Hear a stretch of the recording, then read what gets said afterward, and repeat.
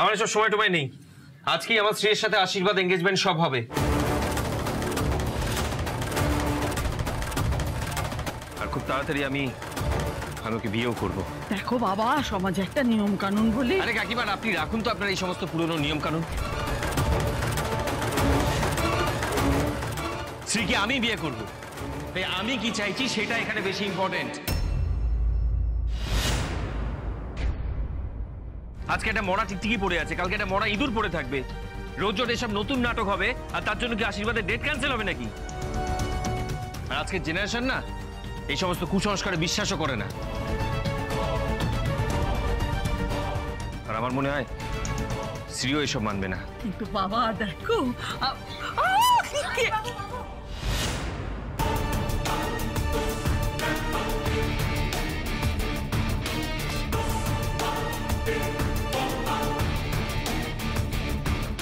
নিন, এইসব অমঙ্গলকে ছুঁড়ে ফেলে দিলাম। এই কে আছো? ওটাকে এক্ষুনি ডাস্টবিনে ফেলে দাও।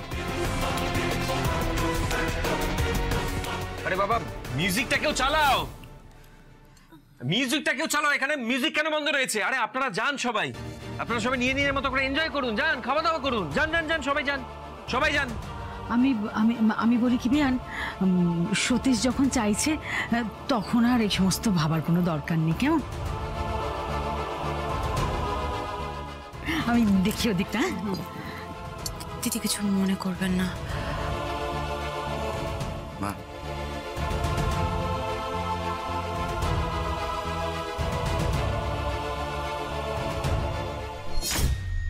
একটা চাল কাজে দিলে না তো কি হয়েছে, আমার অন্য চালও আছে তো। সতীশ নামে টিকটিকিটাকে না আমার ম্যানেজার বৌমার ধার কাছ থেকে আমি সরাবই সরাবো।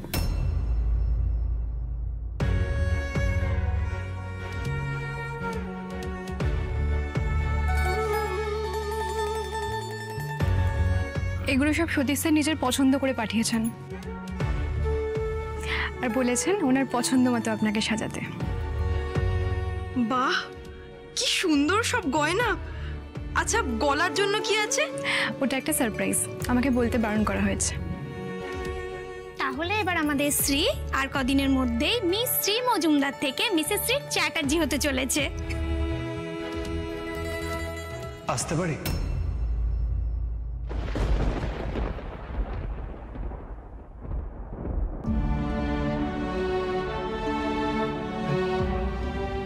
নিচে আপনাকে পুরো কথাটা বলা হলো না, তাই এখানে আসলাম। মানে সবার সামনেও আমি কথাটা বলতে পারি। এক্সকিউজ মি, প্লিজ আপনি একটু বাইরে যাবেন, কিছু মনে না করলে। Thank you.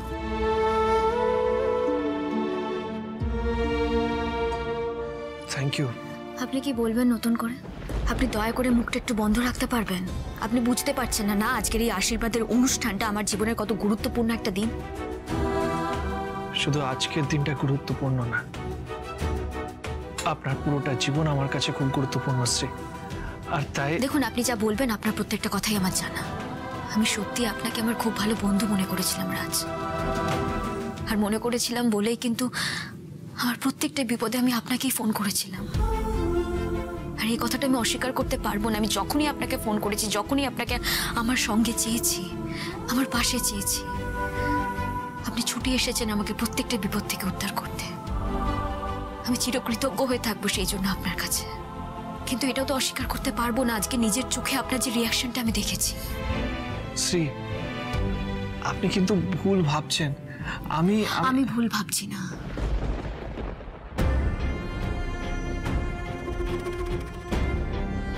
দেখুন রাজ,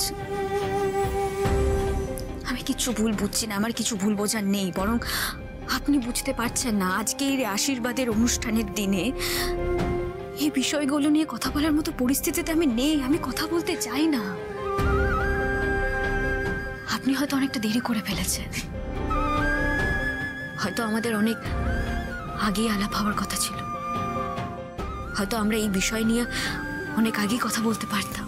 কিন্তু একটু বোঝার চেষ্টা করুন, আজকের এই দিনটা উপযুক্ত দিন নয় এই প্রত্যেকটা বিষয় নিয়ে আলোচনা করার মতো। শ্রী, এটা আপনার জীবনের খুব বড় একটা সিদ্ধান্ত। মানে আপনার মনে হয় না আপনার আরেকবার ভাবা উচিত? আমি ভাবতে চাই না, এই বিয়েটা নিয়ে আমি নতুন করে কিছু ভাবতেও চাই না, আর কিছু ভাববো না।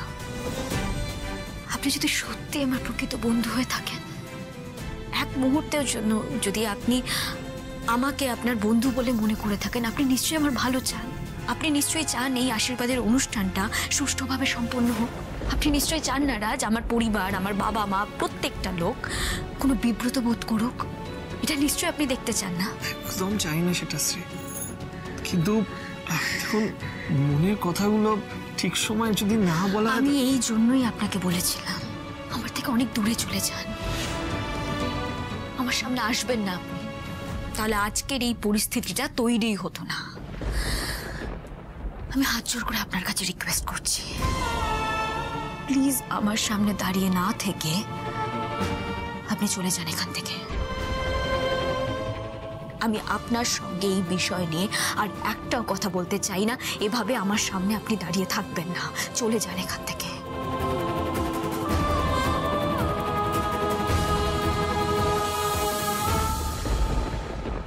কিন্তু শ্রী,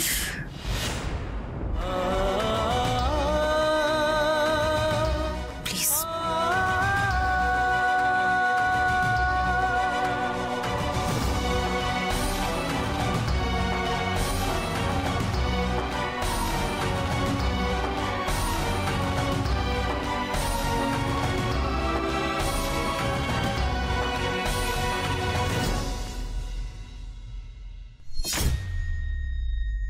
কিরে রনি, এত দেরি করলি কেন? আমরা তোর জন্য ওয়েট করছি। একটা খুব ইম্পর্টেন্ট কাজে ব্যস্ত ছিলাম মা, সেটা শেষ না করে তো আসতে পারতাম না। হ্যাঁ রে রনি, কি কি কাজ? মা সেটা তুমি এখন বুঝবে না, বাট হ্যাঁ একটু পরে যখন তামাশাটা শুরু হবে তখন সব বুঝে যাবে। এই বলছি, শোন না ভাই, সবকিছু পাকাপাকি ভাবে ব্যবস্থা হয়েছে তো? মানে আজকের অনুষ্ঠানটা তুই যেভাবেই হোক বন্ধ করতে পারবি তো রনি? হ্যাঁ, উফ মম, বিশ্বাস করো আমি আর ওয়েট করতে পারছি না। এই তামাশা দেখার জন্য আমি অপেক্ষা করে বসে আছি ভাই। আর একটু ওয়েট করতে হবে দিদি, আর একটু ওয়েট। আর তুই তো জানিস ওস্তাদের মার শেষ রাতে শ্রী যেভাবে আমার বিয়েটা সবার সামনে ভেস্তে দিয়েছিল, আজ আমিও সেরকম কিছু একটা করব। তবে হ্যাঁ, আমি শুধুমাত্র শ্রীয়ের বিয়েটা ভাঙবো না, তার সাথে সাথে শ্রীয়ের মুখ পুড়িয়ে ছাড়বো। ও যেটা করেছিল তার থেকে অনেক বেশি কষ্ট দিয়ে সবকিছু সুদে আসলে হিসেব তুলব আমি। মা একটু পরে না একটা বিশাল বড় তামাশা শুরু হতে চলেছে, পুরো হাহাকার পড়ে যাবে। ওরা পালানোর পথ খুঁজে পাবে না, শ্রী পালানোর পথ আজ কিছুতেই খুঁজে পাবে না। ওই পরিবারের প্রত্যেকে কাঁদতে কাঁদতে মাটিতে লুটিয়ে পড়বে, আর তখন দিদি, তখন আমরা হাসবো। হাসবো না, শুধু হাসবো না, হাসবো আর চিয়ার্স করবো। ভোলা, এবার কি আমি এখান থেকে চলে যাব? না না, এখান থেকে আমার চলে যাওয়াটা ঠিক হবে না। যতক্ষণ না আমি শ্রীয়ের ফুলটা ভাঙছি ততক্ষণ এখান থেকে যাব না। কিন্তু ভোলা, তুমি আমার আর কত কঠিন পরীক্ষা নেবে বলো, বলো না ভোলা।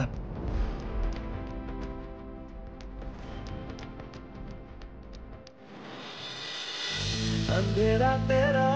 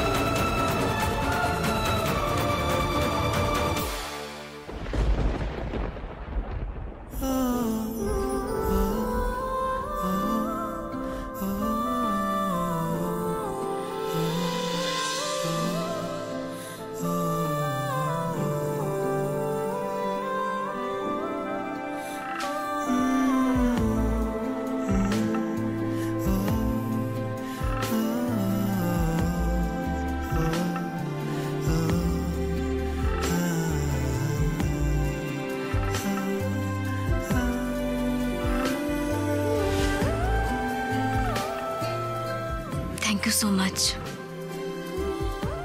আরো একবার আমাকে বাঁচানোর জন্য।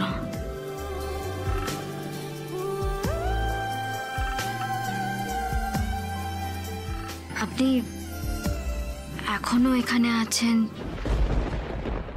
চলে যাননি? আপনার বিপদে আপনাকে ছেড়ে যাওয়া ছেলেই রাজ নয়, কিন্তু এটাও সত্যি যে আমি আপনার বডিগার্ড নই যে সবসময় আপনাকে বাঁচাতে পারবো।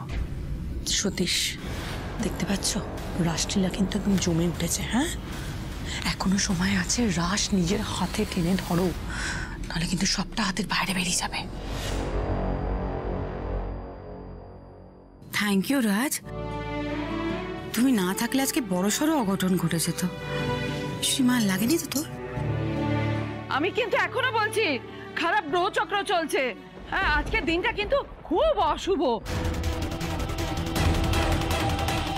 ভাগ্যিস আমার ছেলে ছিল, ওই যখন জ্যোতিষীর সঙ্গে দেখা হলো, কথা হলো, তারপরেই তো আমি রাজবাবাকে বলেছিলাম যে আপনার ওই ম্যানেজার মেয়ের আশেপাশে যেন সব সময় থাকে, ও যেন কোনো বিপদ না হয়।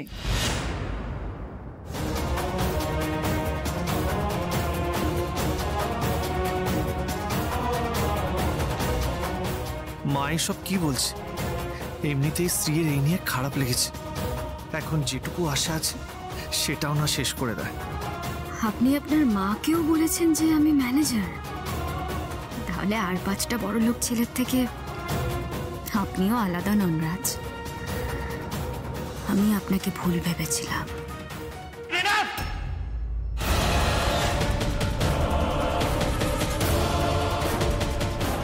অনেকক্ষণ ধরে সব নাটক দেখছি আমি। কাকিমা, কোনো গ্রহ নক্ষত্র নয়, এদের দ্বারা একটা কাজ ঠিক মতো হয় না, একটা কাজ ঠিক মতো হয় না। এই এক্ষুনি এগুলো পরিষ্কার করো, পরিষ্কার করো এক্ষুনি। একটু পরে আমার স্ত্রীর কিন্তু স্টেজে এন্ট্রি রয়েছে, একটা কাজ যেন এখানে পড়ে না থাকে। ক্রেডিট নাও, যাও। সতীশ, আপনি এভাবে চিৎকার কেন করছেন? চিৎকার করবো না তো কি করবো? হ্যাঁ, এদের সবাইকে মিষ্টি খাওয়াবো। তোমার বাড়ির লোকজন তো এখানে দাঁড়িয়ে রয়েছে, তারা কি এগুলো একটু দেখে সামলাতে পারছে না? এক্সকিউজ মি, এখানে প্রত্যেকটা কাজ করার জন্য আলাদা করে লোক আছে, প্রত্যেককে অ্যাপয়েন্ট করা রয়েছে। আর দেখুন, কাজ করতে গেলে ভুল হবেই, মানুষ মাত্রই ভুল হয়। ভুল? কিসের ভুল? হ্যাঁ, সতীশ, সতীশ শান্ত হও। আজকের দিনে তোমার মাথা গরম করা ঠিক হবে না। আমি তো আছি, দেখছি, সামলে নেব। আর উনি তো ক্লিন করছেন। ভাই একটু তাড়াতাড়ি করো।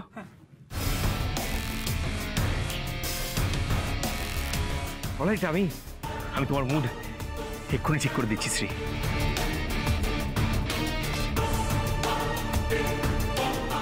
তোমার জন্য একটা বড় সারপ্রাইজ আছে। এক মিনিট। মা, মা, তুমি আমাকে বক্সটা দাও, জুলির বক্সটা দাও।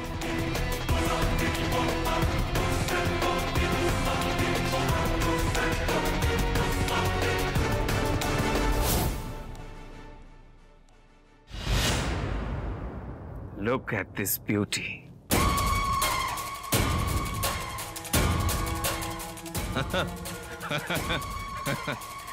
এই দেখো শ্রী, এটা আমি নিজে তোমার জন্য পছন্দ করেছি।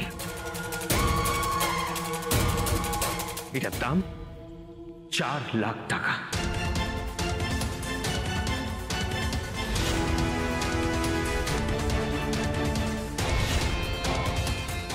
স্পেশাল ডিজাইন করা জুয়েলারি, only for you. আমি তোমাকে এটা পরিয়ে দিই। এটা ধরো তো, ধরো ধরো ধরো ধরো ধরো।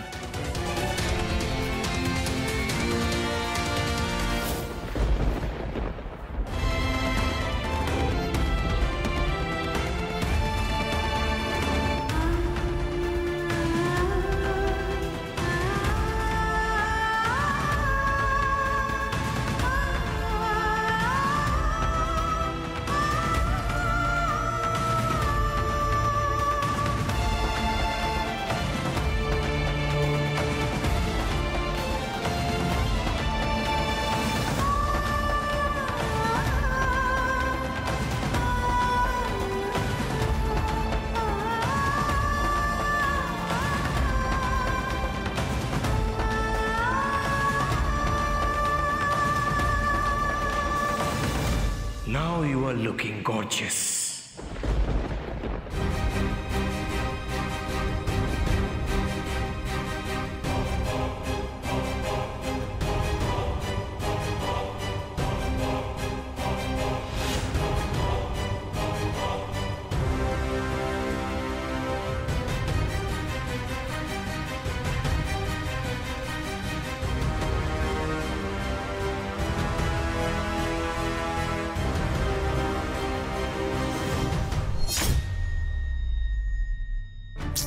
মা যে কেন ম্যানেজার কথাটা বলতে গেল, মাকে এবার বোঝাতে হবে, নাহলে আরো সমস্যায় পড়ব। রাজ, হাই।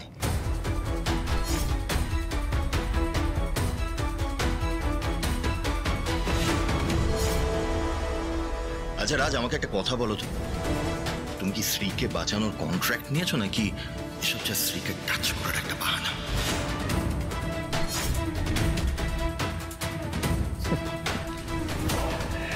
এমনিতে শ্রী নিজের সুরক্ষা নিজেই করতে পারে, কিন্তু আজকে এখানে কিছু বাজে পোকামাকড় ঘুরে বেড়াচ্ছে।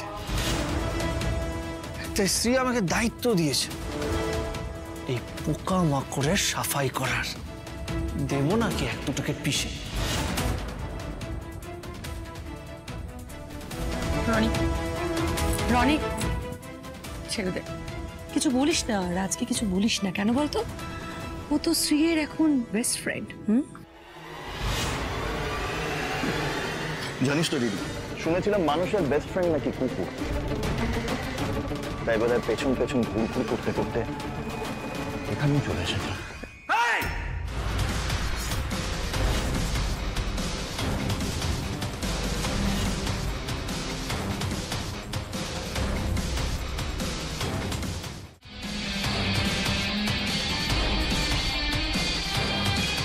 হাই প্রেশার না আপনার? আমার মনে হয় ওনার হাই প্রেশার আছে। একটা ভালো ডাক্তার জোগাড় করুন চিকিৎসা করার জন্য, তাহলে চিকিৎসাটা আমাকেই করতে হবে। আর কি জানেন তো, আজকাল রাস্তাঘাটে ওই মানুষজন খুব গাড়ি চাপা করছে, সাবধানে থাকতে বলুন। সাবধানে। হ্যাঁ,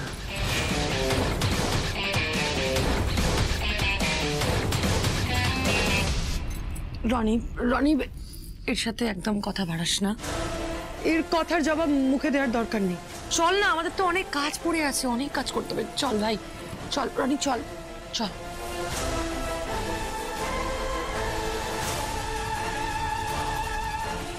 আর একটু হলে আর মা কোথায় গেল? মাকে সত্যিটা বলতে হবে। সত্যি শোনার পরে মা কিভাবে রিয়াক্ট করবে সেটাই বুঝতে পারছি না।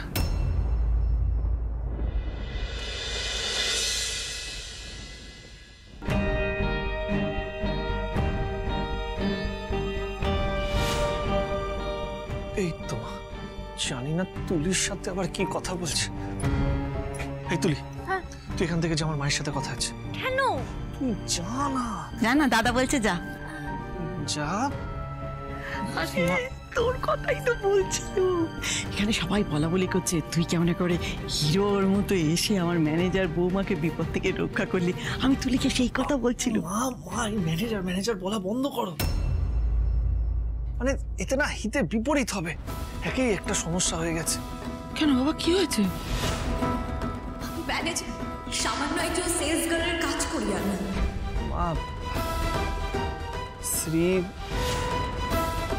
ওই শোরুমের ম্যানেজার নয়।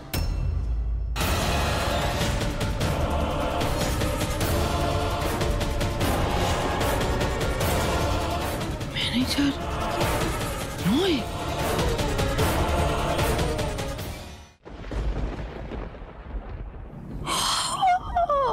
বুঝতে পেরেছি। তার মানে আমার আমার ম্যানেজার বৌমার প্রমোশন হয়েছে। হ্যাঁ, ওটাই তো আমার প্রমোশন হয়েছে, আমি বুঝতে পেরেছি। আচ্ছা আমাকে একটা কথা বলতে পারে, ম্যানেজারের যদি প্রমোশন হয় মানে সেটা তাকে কি বলে মানে ডবল প্রমোশন। জয় বাবা তারকনাথ, জয় বাবা তারকনাথ, এত কৃপা করছো। আমার তো ডবল ডবল বৌমা, ডবল ম্যানেজার বৌমাটা। শ্রী আসলে ওই শোরুমের রাজ,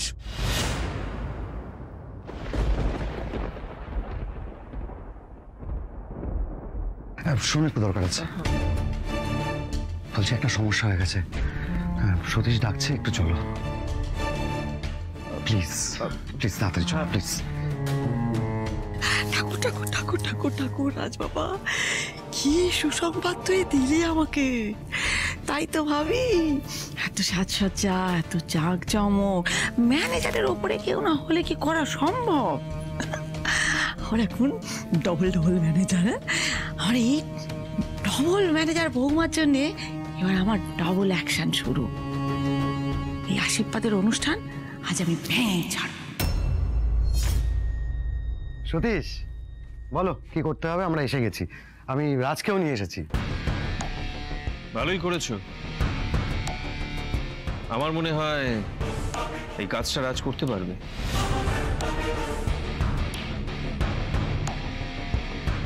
কি কাজ? আমি ঠিক বুঝলাম না। বেশি বোঝার চেষ্টা করো বলেই তো তোমার জীবনে এত সমস্যা রাজ। যাকগে, আমি আর শ্রী যখন এন্ট্রি নেব তখন তুমি সেখানে গোলাপের পাপড়ি হাতে দাঁড়িয়ে থাকবে।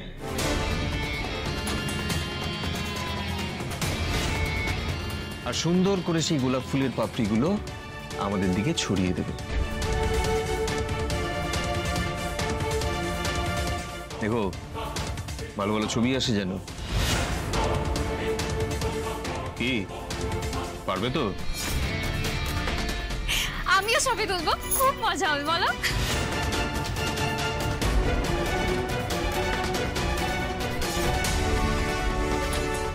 চুপ করে আছো কেন? হ্যাঁ অসুবিধা নেই, আমি রাজের সাথে আমিও থাকবো, কাজ হয়ে যাবে।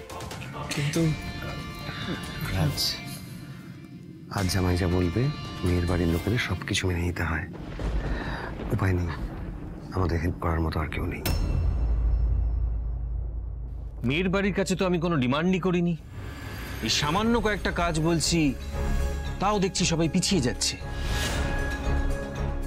কোথায় যে বিয়ে করছি, কেনই বা বিয়ে করছি, আমার তো মনে হয় আমাকে আবার ভেবে দেখতে হবে। তুমি রাজকে একটু বোঝাও না, যেন ওই কাজটা করে দেয় প্লিজ। ওকে ভালো করে বুঝিয়ে দাও। রাজ তো শ্রীর বন্ধু, আর তোমাদের বাড়ির অন্যান্য কাজকর্ম করছে। আমার মনে হয় এই কাজটা রাজ করতে পারবে।